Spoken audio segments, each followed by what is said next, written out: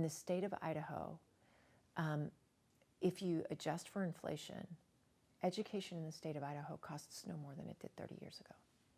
If you compare the costs of the pandemic with the change in employee compensation, the freeze in tuition, and that underfunding per student, before the pandemic, and ongoing, but even before the pandemic, when we had those financial pressures, we were one of the most efficient universities or most efficient institutions in the state. We've already made cuts across the university, as you know. We had furloughs, staff and faculty furloughs. We did take some cuts at the beginning of the pandemic. And what we may have to do is cut more, but what my aim is to do my best not to cut the academic enterprise, because that's our students' progress to degree, and not to cut student support services, because that is also our students' progress to degree.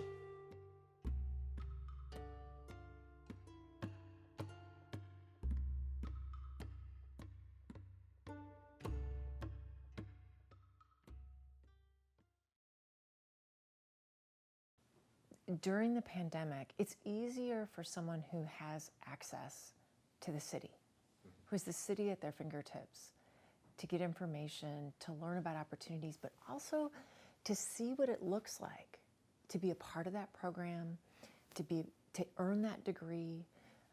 Growing up in the town that I grew up in, the only people I knew who had degrees were my high school teachers. And, we have a special responsibility to serve students who are like me, to serve those young people from across the state of Idaho who have such talents to bring, because we do a disservice to the world if we don't educate those young people and get their voices into the conversation. Because those kids that are living in rural Idaho have something to give that nobody who's living in the San Francisco Bay Area has to give, that nobody who's living in New York City has to give.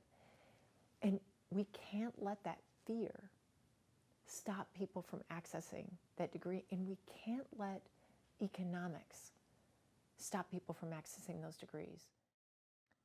It applies a new challenge to the situation, and it means that we have to be so much more deliberate. So for me, the Community Impact Program was a first step.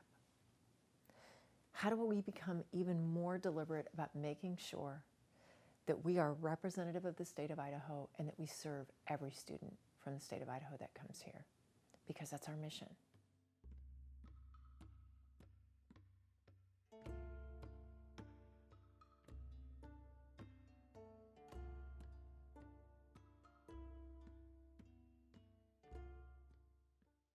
If fear keeps people from accessing education, it's a loss to all of us.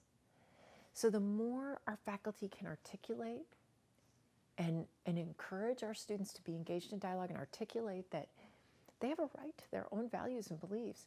And so we have a responsibility, just as I said earlier, we have a responsibility to make sure people understand the value of higher education.